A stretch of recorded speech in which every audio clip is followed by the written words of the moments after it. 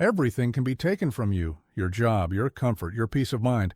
But no one can take your discipline. No one can take your perspective. The Stoics did not ask for an easy life. They prepared for a hard one. And in doing so, they found serenity that could not be broken. This is your path too. Learn how to control your response, focus your energy, and stay unshaken when the world burns.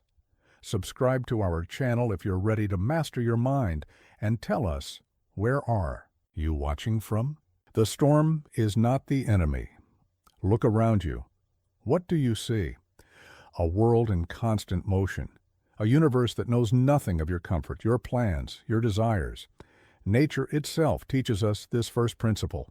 Change is not the exception. It is the rule. I have ruled an empire, commanded armies, and faced the deaths of my own children. Through it all, I learned this truth. The storm is not your enemy. It is your teacher. The chaos you resist is the very force that will forge you into something greater. You wake each morning hoping for peace, for quiet, for a day when the world aligns with your wishes. But I tell you this, such hope is poison. It weakens you, it makes you resist what must not be resisted. Consider the ocean. Does it rage against the storm? Does it fight the wind that whips its surface into fury? No, the ocean remains the ocean, whether in calm or tempest. Its depth is unchanged by what occurs above. This is your first lesson in finding peace amidst chaos. Stop fighting what is natural. Stop cursing the universe for its nature. The world will not change its laws for you. But you can change your relationship with these laws. When chaos comes, and it will come, do not ask, "Why is this happening to me?" This question reveals your fundamental misunderstanding. Instead ask, "What is this teaching me? How can this strengthen my character? What virtue can I practice in this moment?" I have seen men break under circumstances they deemed unfair. I have seen others rise, transformed by the very same trials. The difference was never in the magnitude of their challenges. It was in their understanding of what these challenges were for. You fear chaos because you think it threatens your peace. But true peace, the kind that cannot be shaken, is not the absence of storms. It is your immovability in their midst. It is the strength that comes from knowing that whatever comes, you will remain true to your principles. Let others pray for easy lives. Let them curse the wind and rail against the rain. You will be different. You will understand that the storm is not your enemy. It is your forge. It is the force that will strip away what is weak and reveal what is strong. Remember this, the chaos around you is temporary. The strength you build through it is permanent. Every moment of disorder is an opportunity to practice what others merely preach. Every crisis is a chance to prove your philosophy is not mere words, but a living force that guides your actions. So when chaos comes, and I promise you it is coming, stand firm. Welcome it as a trainer welcomes resistance. Embrace it as a sculptor embraces the hardness of marble. For without this resistance, without this hardness, no great work can be created. You're not here to hide from the storm. You're here to become the kind of person who remains unshaken within it. This is the path of the Stoic. This is the way to true peace. Stillness is a skill. You seek peace as if it were a destination, some distant shore you might one day reach. But I tell you this, stillness is not a place. It is a practice, a skill that must be honed with the same dedication a warrior brings to his sword. I have sat in the silence of dawn, preparing to lead armies.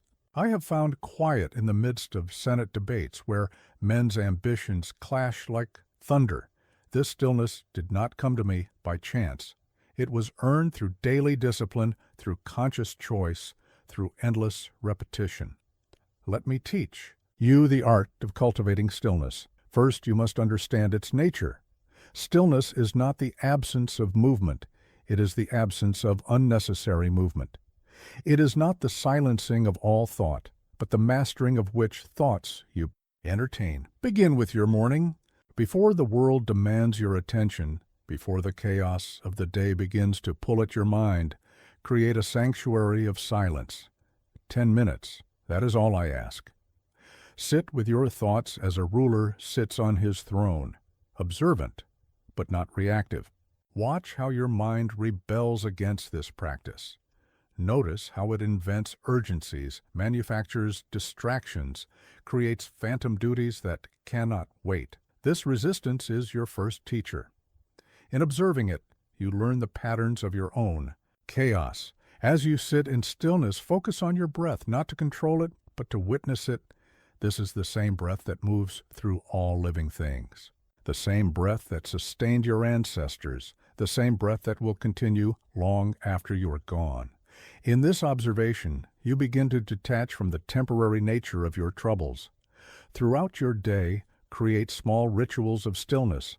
Before you speak, pause. Before you react, pause. Before you decide, pause. In these microscopic moments of stillness, you will find clarity that no amount of frantic action can provide. When others rush, you will walk. When others shout, you will speak softly. When others react, you will respond. This is not weakness, it is power. The kind of power that comes from knowing you need not be moved by every wind that blows. Train yourself to find stillness in motion. As you walk, be aware of each step. As you eat, taste each bite. As you listen, hear each word. This is not mere mindfulness. It is the practice of living deliberately, of choosing where your attention rests. Remember, the world will not help you in this practice. It profits from your distraction. It feeds on your anxiety. It grows stronger with your restlessness. You must be your own master in this. Start small, but start today. Find one moment, one single moment, where you can practice absolute stillness. Then expand this moment. Let it grow. Let it teach you that peace is not something you find. It is something you create breath by breath, moment by moment. This is not a gentle practice. It will confront you with every fear, every weakness, every attachment you carry. But in this confrontation lies your growth. In this discipline lies your freedom. The chaos of the world will not cease, but through this practice, you will develop something far more valuable than external peace. You will develop the ability to remain still in the heart of the storm. Master the inner citadel. Within you lies a fortress that no external force can breach. I speak not of physical walls, but of something far more powerful, your mind. This is your inner citadel, the true seat of your power. But like any fortress, it must be governed with vigilance and wisdom. I have ruled Rome, commanded its legions, faced betrayal and loss. Yet my greatest battles were not fought on distant fields or in marble halls. They were fought within the confines of my own mind. This is where true mastery begins. Your inner citadel has gates. Through these gates pass thoughts, emotions, desires, fears. As ruler of this domain, you must learn to guard these gates with unwavering attention. What you allow to enter will shape the reality you experience. Consider how you currently govern this space. Do you stand guard at all, or do you allow every passing thought to march through your gates unopposed? Do you question the credentials of each emotion that demands entry, or do you surrender control to whatever force presents itself? Here is how you begin to master your inner citadel. First, establish your governing principles. What thoughts serve your highest good? What emotions align with your true nature? What desires lead to genuine growth? These principles become your guards, your criteria for what may enter. When a thought approaches your gates, examine it. Is it true? Is it beneficial? Is it necessary? Most thoughts that seek entry fail these simple tests. They are mere vagrants seeking to occupy space in your mind without offering value in return. Your emotions, too, must be questioned. Anger demands entry, but what are its papers? Fear pounds at your gates, but what authority does it truly hold? You are not required to admit every emotion that presents itself. You are the emperor of this domain. Build your defenses through daily practice. Each morning, review your principles. Each evening, examine what you allowed to enter that day. Were your gates well guarded? Did you maintain control of your domain? Learn from your lapses, but do not berate yourself for them. A wise ruler learns from every breach. Remember this: your inner citadel is not meant to be an empty fortress. It should house wisdom, courage, justice, and a self-control. These are your loyal subjects, your trusted advisors. Give them permanent residence. Let them help you govern. In times of external chaos, retreat to this inner stronghold, not to hide, but to gain perspective. From these walls, you can observe the tumult below without being swept away by it. This is not escape. It is strategic withdrawal to maintain command. Train yourself to recognize the difference between real threats and imagined ones. Most of what disturbs your peace never breaches your physical walls. It only gains power when you allow it past your mental defenses. Your inner citadel must be maintained, its walls strengthened through philosophy, its foundations deepened through reflection. This is not work you can delegate. No one else can govern this space for you. When others lose their heads, when the world seems to spin out of control, you will have this place of refuge. Not a hiding place, but a command center. From here, you can respond rather than react. You can choose rather than be chosen for. This is your true power, not the ability to control external events, but the ability to maintain sovereignty over your internal domain. Master this, and you master life itself. Detach from the uncontrollable. Look at your hands. Open them. Close them. This movement, this is yours to control. But what of the weather? What of other people's opinions? What of tomorrow's events? Your hands cannot grasp these things. Yet how much energy do you waste trying to control them? I have seen generals rage against the rain that delayed their campaigns. I have watched senators scheme to control the thoughts of the masses. I have observed merchants lose sleep over market forces beyond their reach. All of this, wasted energy, wasted life. Let me share with you the principle that brought me peace when ruling an empire. There are things that are yours to control and things that are not. Your happiness, your very sanity, depends on knowing the difference. What is within your control? Your judgments, your actions, your responses, your principles, your priorities, your focus, your effort, your intentions. These are yours to command. Guard them well, for they are precious few. What lies beyond your control? Other people's thoughts, the weather, the economy, the past, the future, natural disasters, aging, death, the actions of others, the opinions of others, the outcome of your efforts. These you must release, not because you are weak, but because holding on to them is madness. Consider a farmer who understands this principle. He controls what he can, when to plant, how to tend his crops, which fields to sow, but he does not waste energy cursing the rain or commanding the sun. He works with nature, not against it. This is wisdom. You must become like this farmer in all areas of your life. Do what is yours to do, then step back. Plant your seeds with care, then let them grow. Speak your truth with clarity, then let others respond as they will. Take action with principle, then let the results unfold as they must. This is not passive resignation. It is active acceptance. There is great power in knowing where to focus your energy. When you stop trying to control what cannot be controlled, you can fully invest in what can be. Watch how much of your suffering comes from this confusion. You agonize over a colleague's attitude. Can you control it? No. You worry about next year's challenges. Can you control them? No. You dwell on past mistakes. Can you change them? No. This is the source of your chaos. Instead, direct your energy to what you can influence.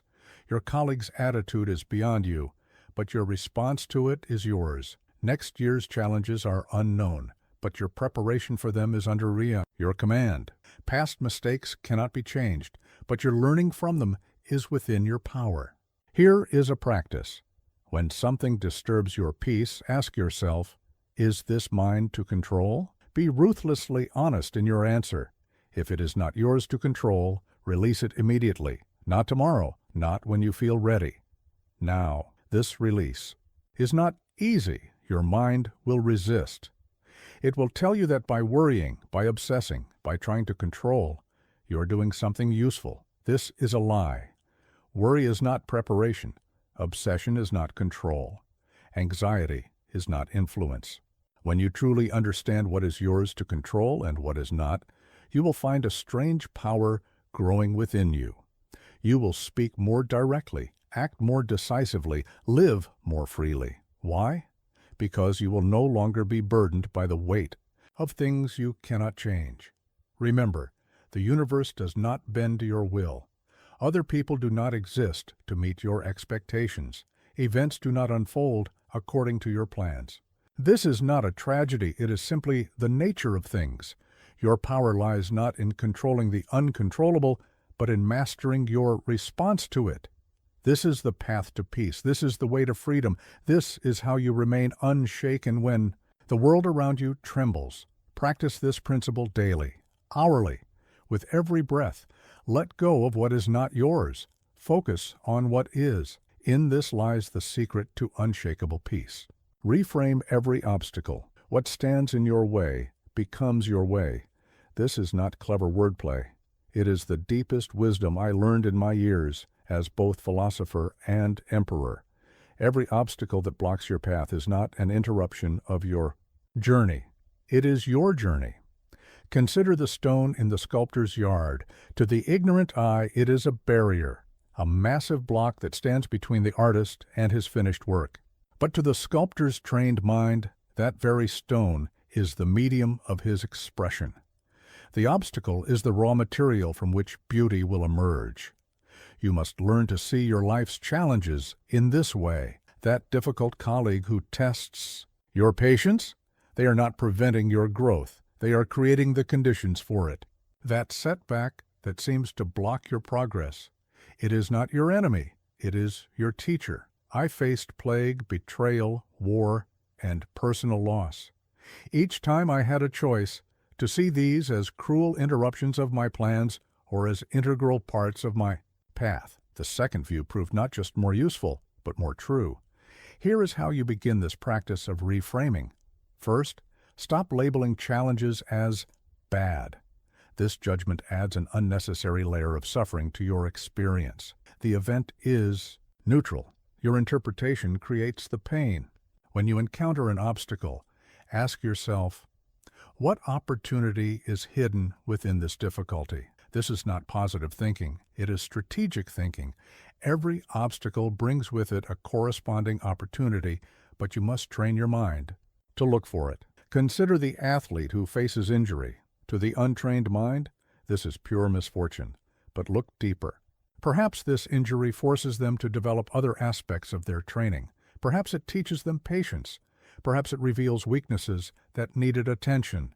The obstacle becomes the way. This principle applies to all areas of life. Financial setbacks teach resource management. Relationship challenges develop emotional intelligence. Professional obstacles build resilience. The thing you wish would go away is often the very thing you need to grow. But remember, this is not about passive acceptance. The sculptor does not merely accept the stone, he works with it. He studies its grain, its texture, its natural lines of cleavage. He uses the stone's nature to achieve his purpose. You must do the same with your obstacles. Study them, understand their nature. What do they resist? What do they yield to? Where are their natural lines of weakness? This knowledge turns barriers into bridges. Here is a practice for you. Take your current greatest challenge, the thing that seems to be blocking your progress. Now, list every single way this obstacle might actually be helping you. Be thorough. Be honest. What is it teaching you? What is it preparing you for? What strength is it building? When you master this reframing, you become literally unstoppable.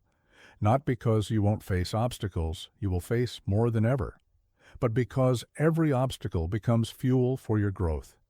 Every barrier becomes a stepping stone. This is how you find peace in chaos, not by wishing for fewer obstacles, but by learning to see obstacles differently. The chaos itself becomes your advantage. The resistance becomes your ally. I have seen men break against the same obstacles that made others great. The difference was not in the nature of the obstacle, but in the eye of the beholder. Those who learned to see correctly became unstoppable. Those who did not remained victims of circumstance. Train your mind in this way. When you face a wall, ask, what does this wall make possible? When you hit resistance, ask, what is this resistance strengthening? When you face a challenge, ask, what opportunity is this challenge creating? This is not mere philosophy.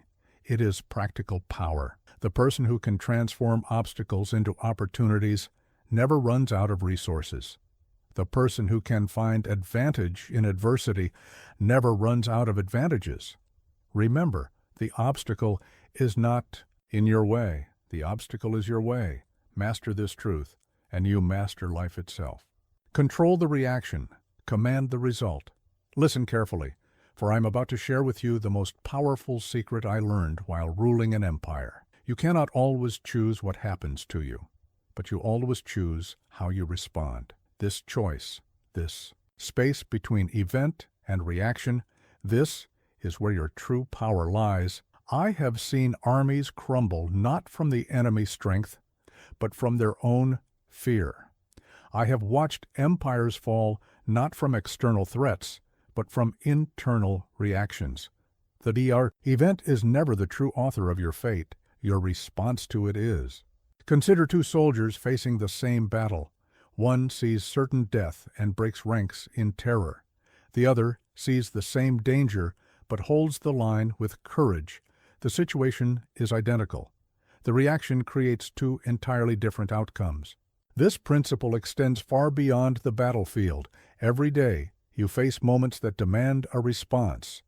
A criticism from a colleague, a setback in your plans, an unexpected challenge. These are your personal battles, your daily tests. Here is the crucial understanding. The event itself has no power over your inner state.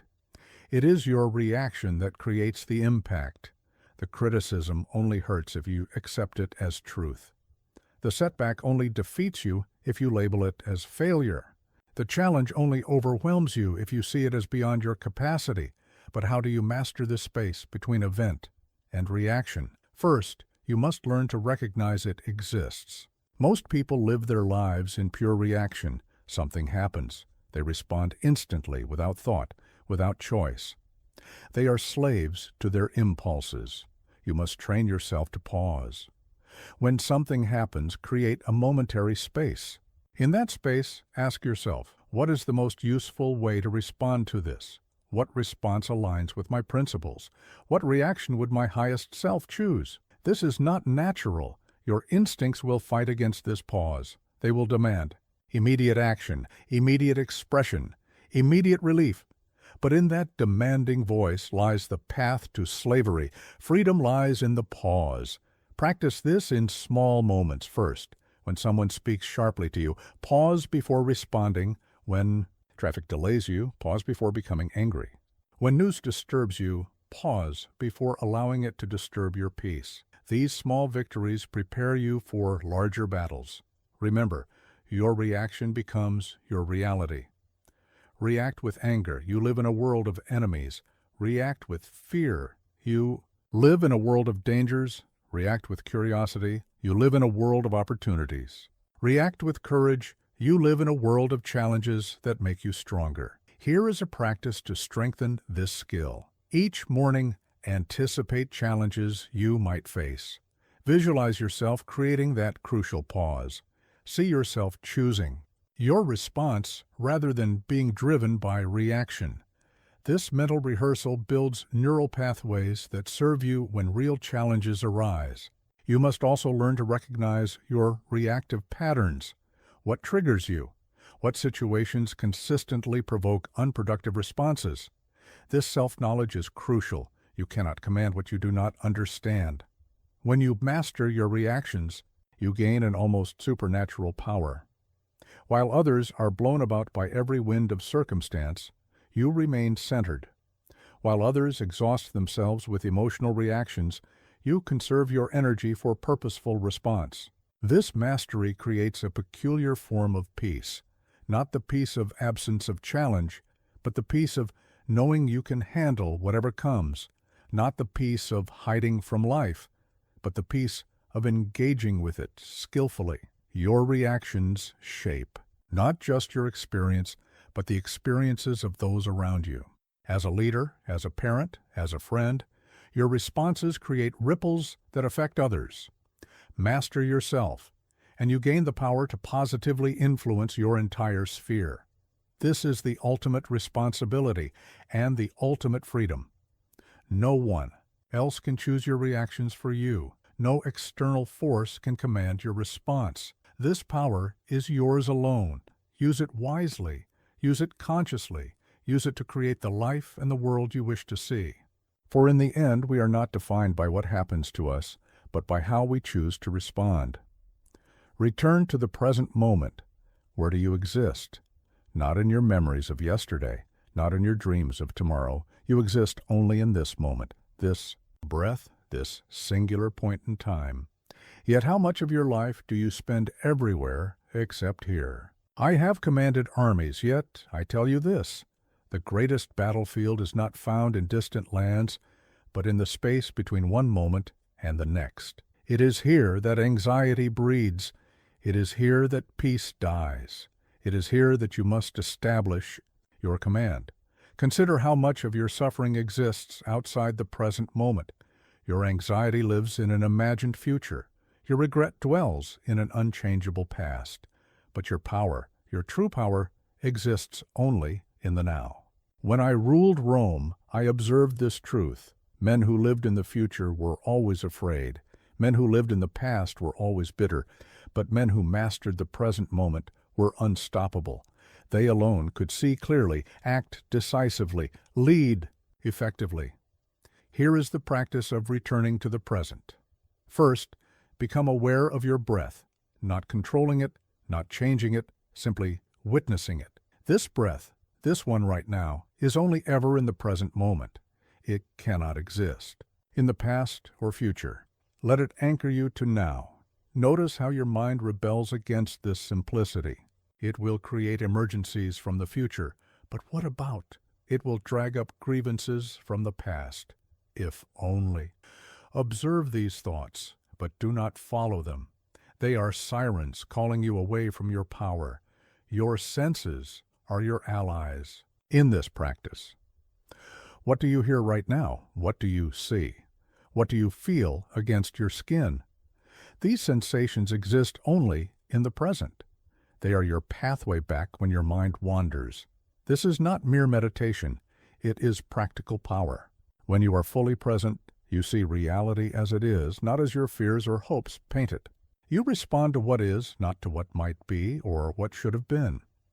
In meetings with my advisors, I practiced this presence. While they spoke of imagined disasters or past glories, I remained in the moment, hearing their actual words, seeing their actual expressions, feeling the actual weight of decision. This presence was my advantage.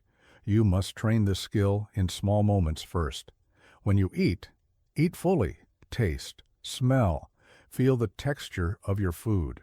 When you walk, walk fully, feel each step, notice your surroundings, be where your feet are. When you listen, listen fully, hear the words, observe the speaker, stay with the conversation. Learn to recognize the symptoms of leaving the present. Tension in your body, acceleration in your thoughts, a subtle anxiety in your chest. These are your warnings. When you feel them, return to your breath. Return to your senses. Return to now. This return is not a one-time achievement. You will need to come back 1,000 times a day. This is not failure. It is the practice itself. Each return strengthens your ability to stay. Each recognition of wandering builds your awareness. In times of crisis, this practice becomes crucial. When chaos swirls around you, the present moment is your sanctuary, not an escape, but a place of clear seeing and wise action. You cannot solve future problems or correct past mistakes. You can only act now. Remember, the past is a memory. The Future is a guess, but this moment is real. Your power lives here. Your choices exist here. Your life unfolds here. This is how you find peace in chaos, not by controlling what cannot be controlled, but by returning again and again to the only moment where peace is possible, now. The world will try to pull you out of this moment. It will tempt you with future rewards, threaten you with future punishments, seduce you with past regrets. Your task is to stand firm in the present, where your power is complete and your peace is possible. Practice this return until it becomes instinct, until presence becomes your natural state, until the present moment becomes your home.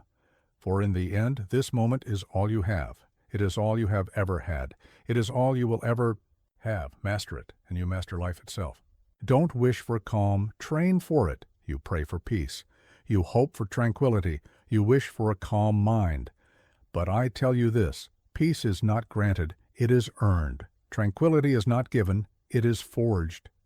A calm mind is not wished into existence, it is trained into being. I have watched men petition the gods for strength while avoiding the very exercises that would make them strong. I have seen leaders beg for wisdom while fleeing the challenges that would make them wise. This is the great delusion that peace comes through prayer rather than practice. Consider the warrior. Does he become skilled by wishing for skill? Does he become strong by hoping for strength? No. He trains. He practices. He subjects himself to difficulty intentionally so that difficulty will not break him when it comes uninvited. You must become a warrior of the mind. Your training ground is daily life. Your practice sessions are the very challenges you now try to avoid. Your equipment is not sword and shield, but attention and will. Here is how you begin this training. First, identify what disturbs your peace. Make a list. Be specific. Is it criticism, uncertainty, physical discomfort? These are not your enemies. They are your teachers. They show you where your training must focus. Now, create deliberate exposures to these disturbances. If criticism unbalances you, seek feedback regularly. If uncertainty frightens you, make decisions with incomplete information. If discomfort disturbs you, voluntarily embrace it in small doses. This is not masochism. It is strategic preparation. Just as a warrior trains with weighted weapons to make real combat easier, you must train with managed challenges to make real difficulties lighter. Start small, but start now. Can you take a cold shower? Can you fast for a day? Can you work in silence without background noise? Can you sit with an uncomfortable emotion without trying to escape it? These are your first training grounds. As you train, observe the difference between discomfort and damage. Discomfort is your teacher. Embrace it. Damage is your enemy. Avoid it. Learning to distinguish between these is crucial wisdom. Remember, the goal is not to eliminate difficulty, it is to build your capacity to handle it. The calm you seek does not come from living an easier life. It comes from building a stronger mind. When others seek comfort, you will seek growth. When others avoid challenge, you will embrace it. When others pray for easier lives, you will train for a stronger spirit. This is the path of the warrior philosopher. But be warned, this training never ends. The moment you believe you have achieved unshakable peace is the moment you begin to lose it. There is no final victory, only continuous practice. Your training must encompass all aspects of life. Physical challenges build mental toughness. Intellectual challenges build mental flexibility. Emotional challenges build mental resilience. Social challenges build mental adaptability. Create rituals that strengthen you. Each morning, do something difficult before doing anything else. Each evening, review your responses to the day's challenges. Where did you maintain peace? Where did you lose it? Learn from both. Understand this. The chaos of life is not going to decrease. The world is not going to become easier. Your peace must come from your strength, not from your circumstances. This is why wishing for calm is futile. The calm you seek is not a gift from the universe. It is a skill you must develop. It is not granted by favorable circumstances. It is earned through deliberate practice. You are not here to be comfortable. You are here to grow strong. You are not here to avoid challenges. You are here to master them. You are not here to wish for peace. You are here to train for it. This is the way of the Stoic. This is the path to unshakable peace, not through prayer, not through hope, not through wishes, but through consistent, deliberate, intelligent training. Begin your training today. Start small, but start now. For the peace you seek is waiting not in some distant future, but in the strength you build with each conscious choice, each deliberate practice, each welcomed challenge. Choose reason over emotion. Your emotions are like wild horses, powerful, dynamic, capable of great energy. But without the reins of reason, they will carry you over cliffs of poor judgment and through valleys of regret. I have seen great empires fall not through lack of strength, but through decisions made in emotional storms. Understand this fundamental truth. Emotion is instantaneous, but reason is deliberate. Emotion speaks first, but reason speaks wisest. Your task is not to eliminate emotion. That would make you less than human. Your task is to subject emotion to the scrutiny of reason. I have faced betrayal from those closest to me, watched plagues devastate our cities, and confronted the deaths of my own children. In each instance, emotion screamed for immediate reaction, revenge, despair, rage, but reason, when given command, found the path through darkness. Here is how you begin to master this essential skill. First, learn to recognize emotional thinking. It speaks in absolutes, always, never, everyone, no one. It demands immediate action. It paints the world in extremes of black and white. It feels urgent and all-consuming. Rational thinking is different. It speaks in specifics. It considers timing. It acknowledges complexity. It feels calm and measured. It seeks understanding before action. When you learn to distinguish between these two voices, you have taken the first step toward wisdom. Create space between stimulus and response. When emotion rises, pause. Take 3 deep breaths. Ask yourself, what does reason say about this? What would my wisest self advise? What will matter about this situation in a month, a year, a decade? Train yourself to question emotional certainty. When you feel absolutely certain about something, especially if that certainty is accompanied by strong emotion, this is precisely when you must pause and invoke reason. Absolute certainty is often emotion masquerading as truth. Study your emotional patterns as a general studies his opponent's tactics. What triggers these reactions? What situations reliably provoke an emotional response? This knowledge is power. It allows you to prepare reason's defenses before emotion launches its attack. Remember, emotions are not facts.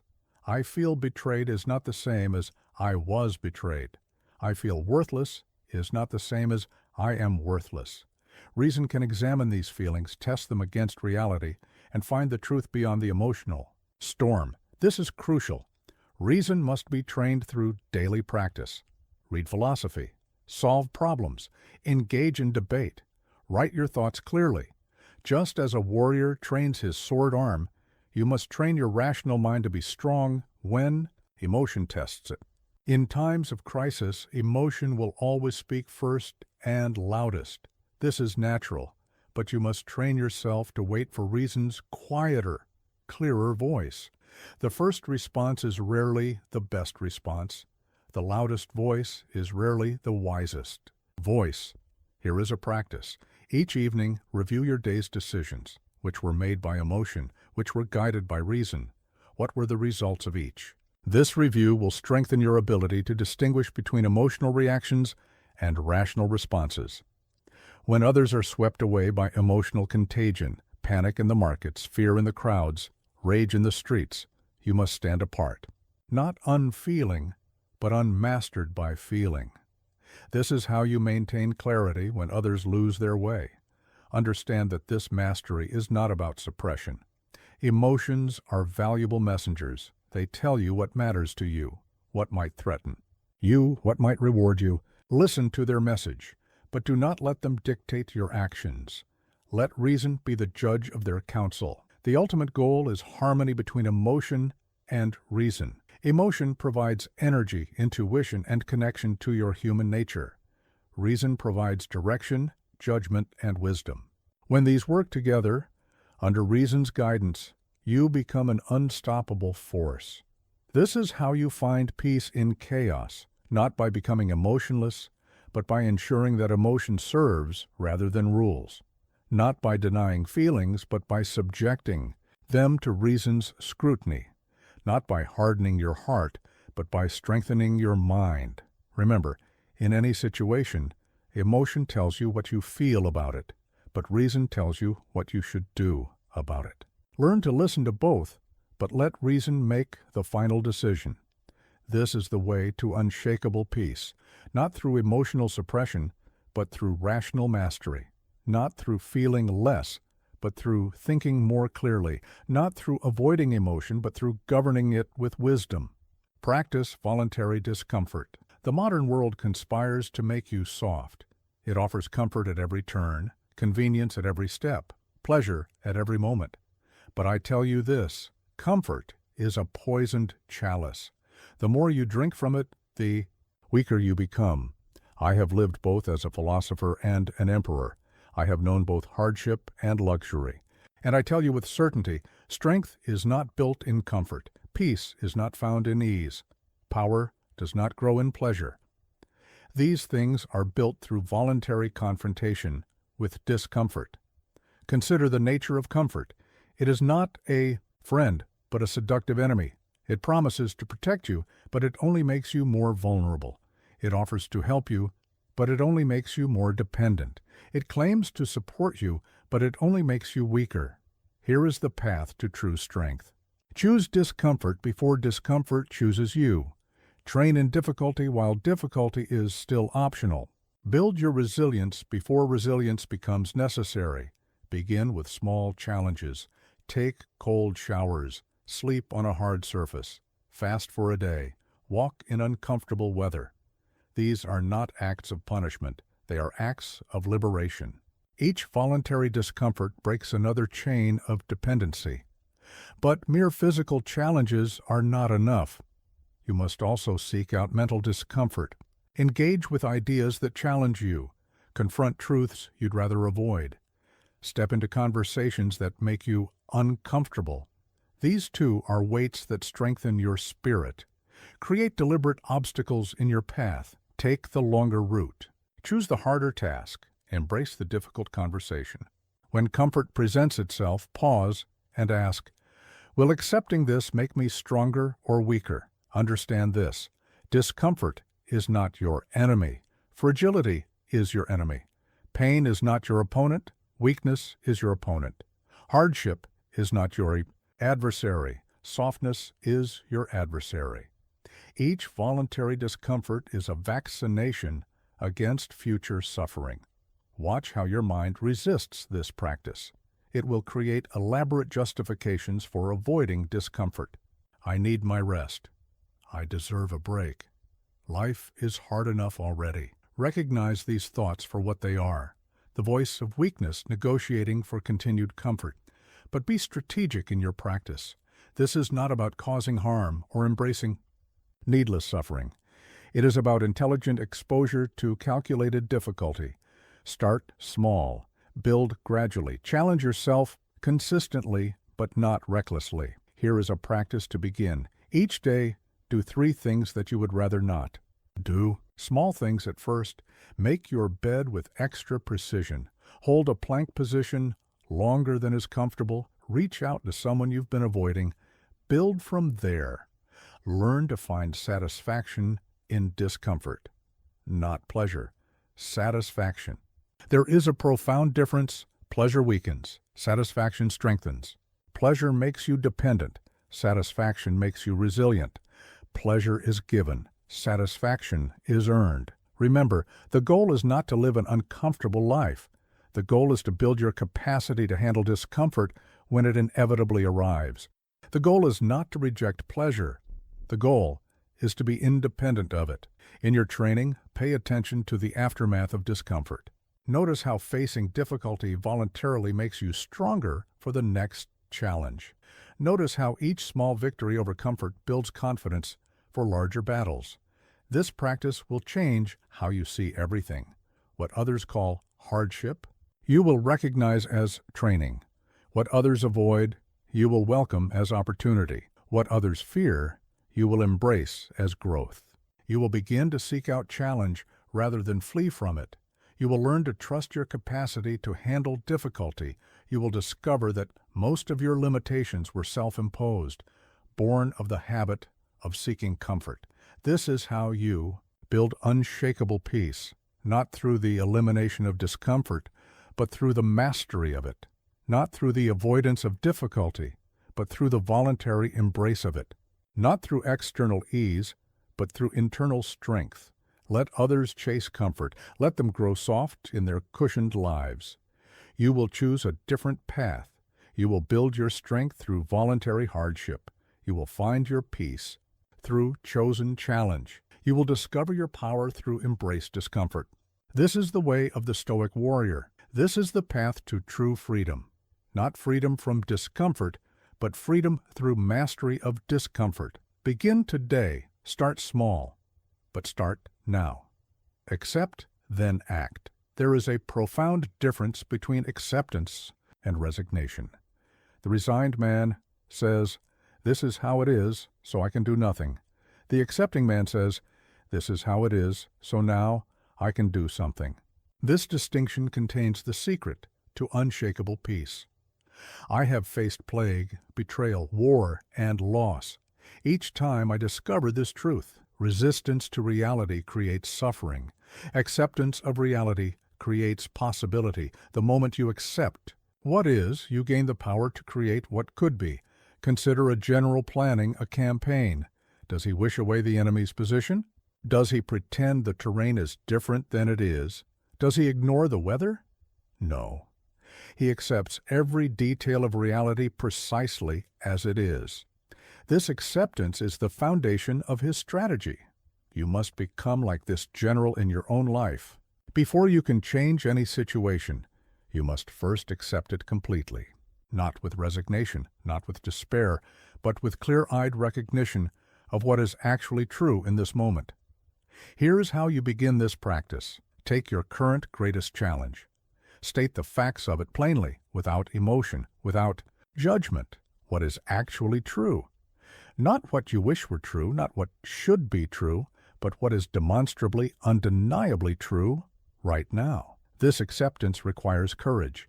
It demands that you face reality without flinching, without softening its edges, without turning away from its harsh aspects. But this courage is rewarded with clarity, and clarity is power. Watch how your mind resists this acceptance. It will offer alternatives. But it shouldn't be this way. But if only. But what about? These are not useful thoughts. They are forms of resistance that drain your energy and cloud your vision. True acceptance has a peculiar quality. It brings immediate relief. Even in difficult situations, the moment you fully accept what is, something shifts. The energy you were using to resist reality becomes available for dealing with reality. But remember, acceptance is not the end. It is the beginning. It is not passive. It is preparatory. Once you accept what is, you must act on what could be. This is the two-step dance of effective living. Accept, then act. In my years of ruling, I learned this. The emperor who accepts the true state of his empire can govern effectively. The emperor who wishes his empire were different than it is becomes a victim of his own delusions. Here is a practice to develop this skill. Each morning, state the unchangeable facts of your situation, your age, your health, your resources, your obligations. Accept them fully. Then, and only then, plan your actions based on this acceptance. When crisis comes, and it will come, this practice becomes crucial. The person who cannot accept reality cannot respond to reality. They fight imaginary battles while the real battle remains unaddressed. Learn to recognize the difference between acceptance and approval. You can accept that something is true without believing it is good.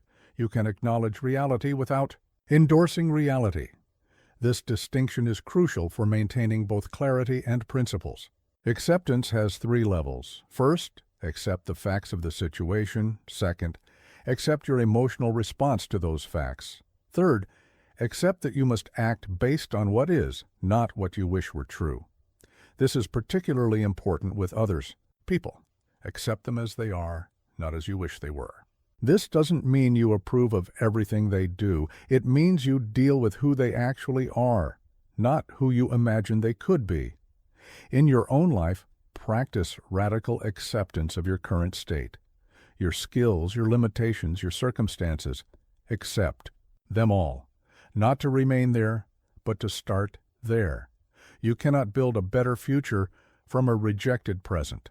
This is how you find peace in chaos, not by denying the chaos, but by accepting it fully and then acting wisely within it. Not by wishing things were different, but by seeing things exactly as they are and then making them different. Remember, every moment of greatness in human history began with acceptance of reality as it was. Every positive change started with clear recognition of what needed to be changed. Every journey of transformation began with acceptance of the true starting point. This is the path to unshakable peace, not peace through denial, but peace through clarity, not peace through wishful thinking, but peace through truthful seeing, not peace through resistance, but peace through acceptance, followed by action. Begin now. Accept what is, then act on what could be. Gratitude in hardship. What I am about to teach you may seem strange, even impossible at first. You must learn to be grateful not just for what is easy, but for what is difficult. Not just for your successes, but for your struggles. Not just for your joys, but for your hardships. This is the practice of amor fati, the love of fate. I did not arrive at this wisdom easily. As emperor, I saw the darkest aspects of human nature. As a man, I experienced profound personal losses.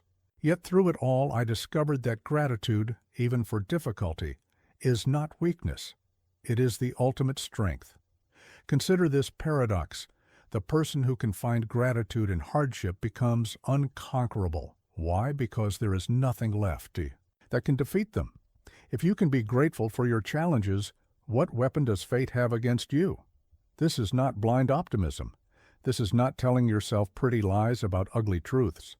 This is the profound understanding that everything can serve your growth if you choose to use it that way. Here is how you begin this practice. Start with small difficulties. When you face a minor inconvenience, pause and ask, what can I be grateful for in this moment? Your train is delayed. Be grateful for the chance to practice patience. Your plans are interrupted. Be grateful for the opportunity to practice flexibility. But mere positive thinking is not enough. You must dig deeper. Each hardship brings gifts, hidden opportunities, disguised lessons, concealed advantages. Your task is to find them, not to pretend they're there, but to actually discover them. Watch how this practice transforms your experience. The difficult colleague becomes your teacher of patience. The physical challenge becomes your trainer of resilience. The emotional pain becomes your guide to deeper understanding. Everything that seems to be against you begins to work for you. This is what I mean by amor fati, not just accepting fate, but loving it. Not just enduring what happens, but embracing it. Not just surviving difficulties, but being grateful for them. Remember, gratitude is not a feeling to wait for. It is a skill to develop. Like any skill, it requires practice, especially when it's most difficult to apply. The harder the situation, the more important the practice becomes. Here's an exercise. Each evening, identify the 3 most challenging aspects of your day. For each one, find something to be genuinely grateful for. Not something unrelated, but something within the challenge itself. What did it teach you? How did it strengthen you? What opportunity did it present? This practice will seem impossible at first with serious hardships. Death, illness, betrayal. How can one be grateful for such things? But even here, especially, here, gratitude can be found, not for the event itself, but for what it reveals, what it strengthens, what it makes possible. In my own life, I learned to be grateful for betrayal. It taught me self-reliance. Grateful for loss. It taught me impermanence. Grateful for challenges. They taught me strength. This gratitude did not reduce the pain, but it gave the pain purpose. Understand, this is not about denying negative emotions. Feel your grief, your anger, your fear, but don't stop there. Ask yourself, while feeling this pain, what can I also be grateful for? This is how you become larger than your suffering. This gratitude practice becomes a form of alchemy. It transforms obstacles into opportunities, enemies into teachers, setbacks into setups for comebacks, not through magic, but through a fundamental shift in perspective. When others curse their fate, you will bless yours. When others ask, "Why me?" you will ask, "What is this teaching me?" When others see only darkness, you will find light, not because you're special, but because you've trained this skill. This is how you find peace in chaos, not by waiting for better circumstances, but by finding gratitude in current circumstances, not by seeking an easier life, but by being grateful for the life that is strengthening you. Remember, the person who can be grateful for their challenges has no challenges, only opportunities. The person who can be grateful for their hardships has no hardships, only lessons. The person who can love their fate becomes one with it, and in that unity finds unshakable peace. Begin this practice today. Start with something small. Build to something larger. For in the end, your peace will not come from having an easy life, but from being able to be grateful for the life you have, especially its difficulties. Build unshakable routines. The universe moves in patterns. The sun rises and sets. The seasons change. The tides ebb and flow. And in this cosmic dance of routine, there is profound power. I tell you now, your life must mirror this natural order. Your peace must be built on the foundation of unwavering routine. As emperor, I faced constant chaos, endless demands, and perpetual crisis. What preserved my sanity and my effectiveness was not flexibility, but routine, not spontaneity, but structure, not freedom from pattern, but freedom through pattern. Consider the master craftsman. Does he approach his work differently each day based on mood? Does he wait for inspiration? No. He has his routine. His tools are in their places. His movements are practiced. His excellence is built on repetition. You must become this craftsman in the art of living. Your routines are your tools. Your habits are your practiced movements. Your daily structure is your workshop. Within this framework, you will build something remarkable, an unshakable life. Here is how you begin. First, establish your morning routine. This is not negotiable. The way you begin your day sets the pattern for all that follows. Rise at the same time. Begin with the same practices. Create a sequence that centers you, strengthens you, prepares you. Your morning routine must include these elements: a moment of stillness, physical movement, mental engagement, spiritual reflection. These are not luxury items to be discarded when time is short. These are the foundations upon which your day must be built. Watch how your mind resists routine. It will. Cry out for variety, for spontaneity, for freedom from constraint. This resistance reveals a fundamental misunderstanding. True freedom is not found in the absence of structure, but in the mastery of it. Think of your routine as a fortress. Each practice is a stone. Each habit is a wall. Each consistent action is a tower of strength. When chaos comes, and it will come, this fortress protects your peace. But remember, a routine is not a prison. It is a practice. Like any practice, it must be approached with both discipline and intelligence. If something in your routine doesn't serve its purpose, modify it. If a practice loses its power, replace it. Create rituals within your routine. A ritual is a routine imbued with meaning. Don't just drink your morning tea, make it a moment of mindful preparation for the day. Don't just write in your journal, make it a sacred dialogue with yourself. Your evening routine is equally crucial. It is the bridge between one day and the next. It must include review of the day's lessons, preparation for tomorrow's challenges, ritual of release, and rest. Without this closure, one day bleeds chaotically into the next. Here is a practice to strengthen your routines.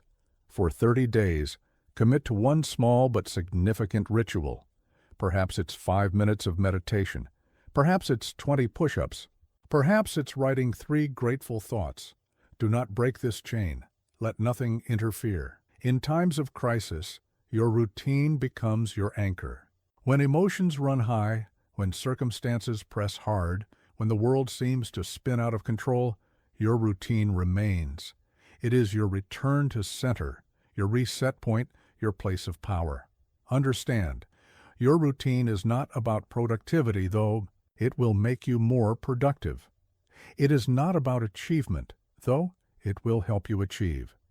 It is about creating an inner order that can withstand outer chaos. Your routine should include practices that strengthen body, mind, and spirit. Physical exercise to build resilience, mental exercise to build clarity, spiritual exercise to build perspective. These are not separate domains. They are the trinity of human excellence. Build your routine gradually. Start with one practice, master it, then add another. Let each addition settle into place before building further. A routine that tries to include too much too soon will collapse under its own weight. Remember, the power of routine lies not in any single practice, but in the cumulative effect of consistent action. Small practices, performed daily, create massive transformation over time. This is how you find peace in chaos, not through extraordinary actions, but through ordinary actions performed with extraordinary consistency. Not through momentary efforts, but through maintained patterns. Not through intensity, but through regularity. Your routine is your declaration of independence from chaos.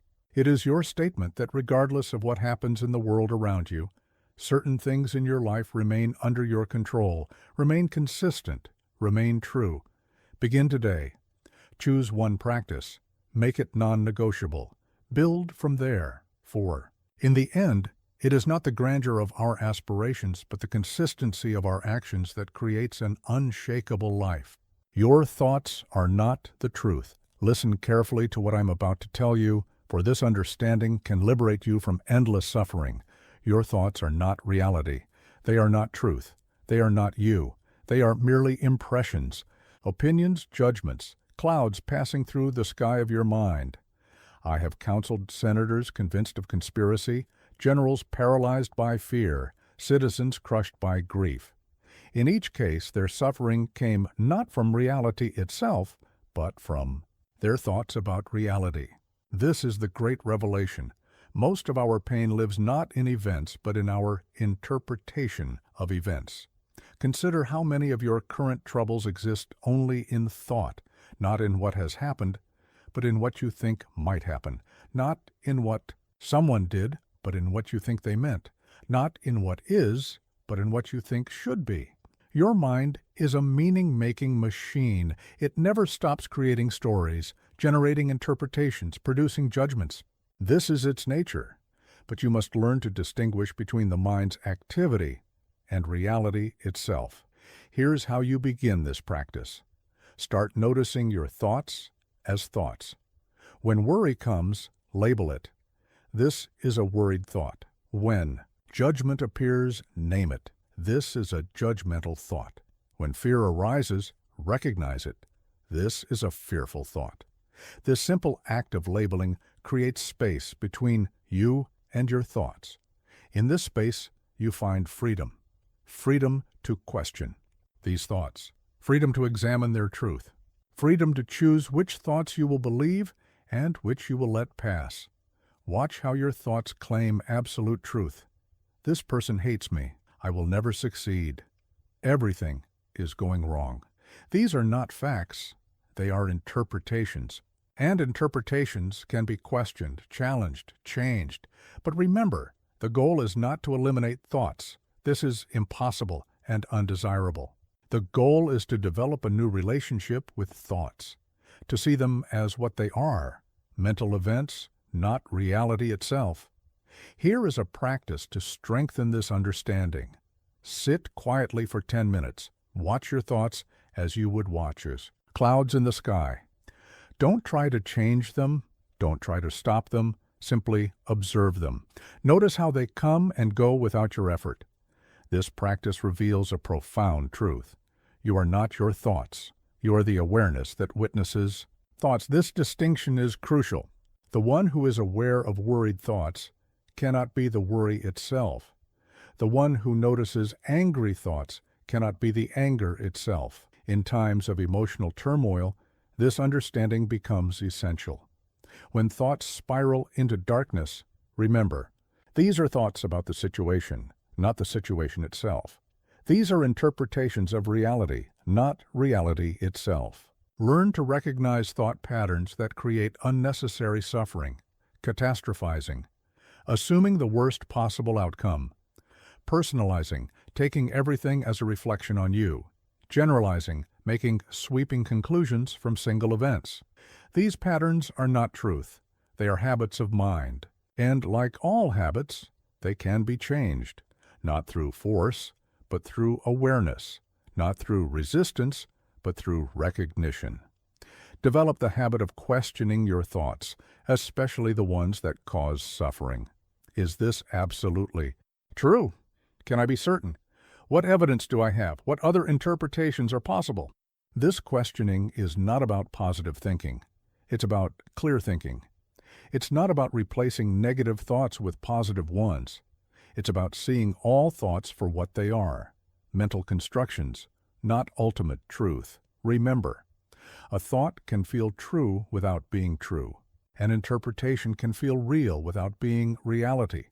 A judgment can feel certain without being fact. This is how you find peace in chaos, not by controlling your thoughts, but by seeing through them, not by believing everything you think, but by questioning what you believe, not by eliminating mental activity, but by understanding its nature. Your thoughts are tools, not truth. Use them when they serve you. Set them aside when they don't. Let them come and go like clouds in the sky, while you remain like the sky itself, vast, clear, untroubled by what passes through it. Begin this. Practice now. Notice your next thought. See it as a thought, not as truth. Feel the freedom in the simple act of recognition, for in this freedom lies the path to unshakable peace. Hold the line in crisis. When crisis strikes, most people break. They panic, they run, they hide, but I tell you this, the moment of crisis is the moment of truth. It is where character is revealed, where leadership is forged, where peace proves its worth. This is where you must learn to hold the line. I have faced invasion, plague, betrayal, and rebellion. Each crisis taught me this. It is not the magnitude of the challenge that determines the outcome. It is the steadiness of the response. When the world burns, the person who maintains their composure becomes an anchor for others. Consider the trained warrior in battle. When arrows fly and chaos reigns, does he abandon his position? Does he forget his training? No. He holds the line. He remembers his principles. He maintains his discipline. This must become your way in every crisis. Here is how you begin to build this capacity. First, understand that crisis is inevitable. Stop hoping for a life without challenges. Stop praying for smooth seas. Instead, build your capacity to navigate storms. The crisis is not your enemy. Unpreparedness is your enemy. Your preparation must be threefold. Mental preparation. Study crisis. Understand its nature. Learn its patterns. Physical preparation. Maintain your health, your energy, your bodily strength. Spiritual preparation. Deepen your principles. Clarify your values. Strengthen your purpose. When crisis comes, and it will come, remember this sequence. First, maintain your breath, your breath is your anchor to the present moment. Second, assess reality without emotion. What is actually happening? Third, recall your principles. What values will guide your response? Watch how others respond to crisis. Most follow one of two paths. They either freeze in fear or act in panic. Both responses make the crisis worse. Your task is to find the third path, calm, considered action based on clear perception and unwavering principles. This is crucial. In crisis, you must distinguish between what is urgent and what is important. Urgency screams for attention, but importance whispers wisdom. Learn to hear the whisper above the scream. Create a crisis protocol, a set of questions and principles that will guide you when chaos strikes. What is the real threat here? What is actually in my control? What action would my highest self take? These questions become your compass in the storm. Remember, crisis does not create character, it reveals it. The time to build your strength is not during the crisis, but before it. Every small choice you make today is practice for the larger choices crisis will demand tomorrow. In times of crisis, your routines become crucial. When everything seems to be falling apart, your established patterns of behavior provide stability. Your morning ritual, your evening review, your regular practices, these become anchors in the storm. Learn to recognize the signs of approaching crisis, not to fear them, but to prepare for them. Watch the patterns. Notice the indicators. The more prepared you are, the more calm you can maintain when others panic. This is vital. Your calm in crisis is not just for you, it is for others. When you hold steady, you give others permission to find their strength. When you maintain clarity, you help others see through their fear. When you stay principled, you remind others of what matters. Understand. Holding the line does not mean being rigid. It means maintaining your center while adapting to circumstances. It means being flexible in method, but unwavering in principle. It means knowing what can bend and what must not break. In every crisis, there are two battles, the external situation and your internal response. Master the second, and you improve your chances in the first. Lose the second, and you have lost before you begin. Your response to crisis must be grounded in these truths. Most of what we fear never happens. Most of what does happen can be handled. Most of what can't be handled can be endured. This perspective keeps fear in its proper place. This is how you find peace in chaos, not by avoiding crisis, but by preparing for it, not by fearing it, but by facing it, not by breaking under it, but by growing through it. Remember, the strongest steel is forged in the hottest fire. The deepest wisdom comes from the greatest challenges. The most unshakable peace is built not in comfort, but in crisis overcome. Hold the line, not just for yourself, but for all, who look to you for strength, not just for today's crisis, but for all the challenges yet to come. For in this holding, you become what you were meant to be, a pillar of strength in a world of chaos. Death as a teacher. There is one teacher whose lessons we all resist, yet whose wisdom we most desperately need. Death, not as a morbid obsession, not as a fearful shadow, but as the most clarifying force in human existence. I tell you now, until you learn to face death, you cannot fully live. I have watched soldiers face death in battle. I have seen philosophers contemplate it in study. I have experienced it personally through the loss of those I loved. Each encounter taught me this: death is not the opposite of life. It is life's greatest teacher. Consider how death shapes everything. The sunset is beautiful because it ends. Love is precious because it is mortal. Achievement matters because time is finite. Without death, nothing would have meaning. Without endings, beginnings would lose their power. This is the practice of memento mori. Remember you must die, not to paralyze you with fear, but to energize you with purpose, not to make you morbid, but to make you focused, not to make you despair, but to make you deliberate in how you live. Begin each day with this thought: I may not see evening, End each day with this reflection. I may not see morning. Not to be grim, but to be grateful. Not to be fearful, but to be focused. This awareness strips away the trivial and reveals what truly matters. Watch how this contemplation changes your choices. Would you waste time on petty grievances if you knew this was your last day? Would you postpone joy? Would you delay forgiveness? Would you resist love? Death teaches us how to live. But remember, this is not about living frantically as if every moment were your last.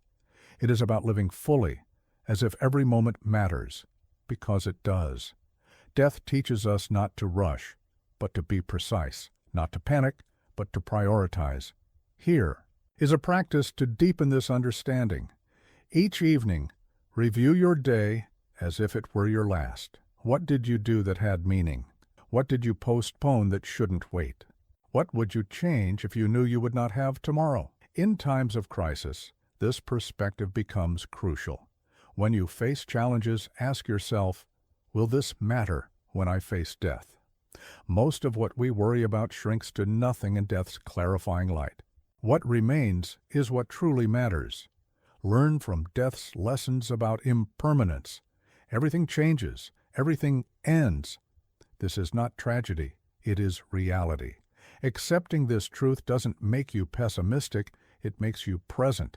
It doesn't make you sad. It makes you serious about what matters. Your priorities become clear when viewed through death's lens. Petty competitions fall away. Superficial pursuits lose their appeal. And what remains? Love, growth, service, contribution.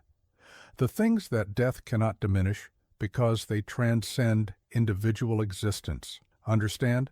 Death is not just an ending. It is a frame that gives life its shape. Like the frame of a painting, it creates boundaries that make the image meaningful. Without these boundaries, life would be formless, purposeless, endless distraction. This contemplation of death must touch every aspect of your life. Your relationships. Are they worthy of your finite time? Your work. Does it contribute something meaningful? Your habits. Do they serve your limited days? Your choices. Do they reflect what truly matters? But remember, this awareness of death should not paralyze you with fear. It should galvanize you with purpose. Each moment becomes precious not because it is your last, but because it is yours to use wisely. This is how you find peace in chaos, not by denying death, but by accepting it as your teacher. Not by hiding from mortality, but by letting it guide you to what matters. Not by fearing the end, but by using its certainty to enhance the meaning of now. Your life becomes more beautiful, not less, when you acknowledge its temporary nature. Your relationships become deeper. Your choices become clearer. Your purpose becomes stronger. Death teaches you to live with intention, with presence, with meaning. Begin this practice today. Let death be your advisor. Let mortality be your guide. For in the end, it is not death we should fear, but the failure to truly live while we have the chance. Live by principle, not emotion. In a world of shifting sands, there must be something that remains constant. In a life of changing circumstances, there must be something that does not change. This unchanging element is not found in emotion, in comfort, or in external success. It is found in principle. I have ruled an empire through war and peace, through prosperity and plague. What guided me was not feeling, not convenience, not expedience, but principle. This is what I learned. When everything changes, principles remain. When all else fails, principles endure. Consider a ship in a storm. What keeps it on course? Not the changing winds, not the turbulent waves, but the fixed stars by which it navigates. Your principles must become these fixed stars, constant, reliable, unchanging guides through life's storms. Here is how you begin to live by principle. First, identify what you stand for, not what you feel, not what is easy, not what others expect. What do you, at your core, believe is right? What values would you maintain even if they cost you something? Your principles must be clear, specific, and actionable. Be good is not a principle. It is too vague to guide action. Speak truth, even when difficult, is a principle. Keep promises, regardless of convenience, is a principle. Face reality, not fantasy, is a principle. Watch how living by emotion creates chaos. One day you're kind because you feel good, another day cruel because you feel bad. One day disciplined because you're inspired, another day lazy because you're tired. This is the path of instability. But living by principle creates consistency. You're kind because it's right, not because you feel like it. You're disciplined because it's necessary, not because you're inspired. You keep your word because that's who you are, not because it's convenient. This is crucial. Principles must be chosen, not merely inherited. Examine every value you hold. Question every belief you follow. Keep what stands up to scrutiny. Discard what doesn't. Your principles must be yours, earned through reflection and testing. Create a personal constitution, a written set of principles that guide your life. Review it regularly. Test your decisions against it. Let it be your standard when emotion would lead you astray. Let it be your anchor when circumstances would pull you off course. Remember, principles are not rules that restrict you. They are guides that free you. They free you from the tyranny of emotion, from the burden of constant decision, from the chaos of inconsistency. In times of crisis, your principles become most crucial. When others panic, your principles remain clear. When others compromise, your principles hold firm. When others lose their way, your principles guide you home. But understand this, living by principle is not easy. It will often conflict with emotion, with convenience, with what others want from you. This conflict is not a sign you're doing it wrong. It's a sign you're doing it right. Your principles must encompass all areas of life: how you treat others, how you handle responsibility, how you face adversity, how you deal with success, how you manage relationships, how you conduct business. No area can be left to the whims of emotion. Here is a practice to strengthen your principle-based living. Each evening, review your day's decisions. Were they based on principle or emotion? On permanent values or temporary feelings? On what's right or what's easy? Learn from the pattern you discover. This examination will reveal something important. Living by principle doesn't mean denying emotion. It means emotions serve rather than rule. They inform but don't decide. They color experience but don't determine action. When you live by principle, something remarkable happens. Your life gains coherence. Your decisions align. Your actions build on each other rather than conflicting. You become, in the truest sense, a person of character. This is how you find peace in chaos, not through the absence of challenge, but through the consistency of response, not through changing circumstances, but through unchanging principles, not through what's easy, but through what's right. Remember, emotions change like weather. Circumstances change like seasons, but principles, properly chosen and steadfastly maintained, remain like the North Star, constant, reliable, true. Begin today. Choose your principles. Write them down. Live by them. For in the end, you will be judged not by what you felt, not by what you gained, but by what you stood for. Peace is the ultimate power. We arrive now at the deepest truth I have learned, both as emperor and as human. Peace is not weakness. It is the ultimate expression of power. Not the peace of the coward who runs from conflict, not the peace of the fool who ignores reality, but the peace of the warrior who has mastered himself. I have commanded armies, held absolute power, faced mortal enemies. Yet I tell you this, the greatest power I have known is not the ability to command others, but the ability to maintain inner peace when everything suggests chaos. Consider the mountain. Why is it powerful? Not because it moves, but because it cannot be moved. Not because it acts, but because it remains steady while everything around it changes. This must become your model of power, unshakable presence amidst life's storms.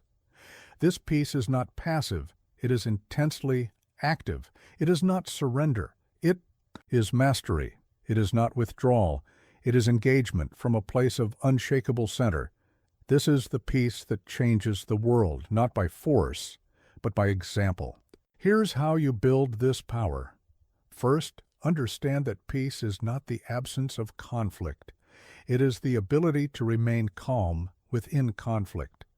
Not the absence of problems, but the ability to stay centered within problems. Not the absence of fear, but the ability to act with clarity despite fear. Watch how the world mistakes peace for weakness. It thinks peace means passive acceptance, lack of drive, absence of strength. This is the great delusion. True peace requires more strength than anger, more courage than force, more discipline than reaction. Your peace must be built on unshakable foundations, clear principles that do not waver, deep self-knowledge that cannot be disturbed, acceptance of reality that needs no illusions, commitment to truth that fears no challenge. Remember this paradox. The more peaceful you become, the more powerful you become. Not with the power of domination, but with the power of influence. Not with the power of force, but with the power of presence. In times of crisis, this becomes clear. When others panic, your peace becomes leadership. When others react, your calm becomes guidance. When others lose their center, your steadiness becomes strength. But understand, this peace must be earned. It comes through training, through practice, through constant choice. Each time you choose response over reaction, you build it. Each time you choose principle over impulse, you strengthen it. Each time you choose truth over comfort, you deepen it. Your peace becomes a sanctuary, not just for you, but for others. In a world of chaos, you become a point of stability. In a world of reaction, you become a source of wisdom. In a world of noise, you become a center of clarity. This is crucial. Your peace must be portable. It cannot depend on circumstances. It cannot require perfect conditions. It must be available. In the marketplace, as much as in meditation. In conflict, as much as in calm. Here is a practice to develop this power. In every challenging situation, become aware of your center. Feel your feet on the ground. Notice your breath. Remember your principles. Let the situation unfold while you remain steady within it. Your power grows as your peace deepens. The less you need to prove, the more you can improve. The less you need to defend, the more you can attend. The less you need to control, the more influence you hold. This is how you find peace in chaos, not by controlling the chaos, but by becoming uncontrollable, not by stopping the storms, but by becoming immovable, not by silencing the noise, but by finding quiet within. Remember, the person who needs nothing to be at peace becomes the most powerful person in any room. The one who cannot be disturbed becomes the one who cannot be defeated. The one who has found inner peace becomes the one who can create peace around them. Begin now. In this moment, whatever is happening, find your center. Whatever is challenging you, find your peace. Whatever is testing you, find your power. For, in the end, peace is not just a state of mind. It is the ultimate state of power, not because it conquers others, but because it has conquered itself. Not because it can impose its will, but because it needs nothing to be complete. This is your path. This is your practice. This is your power.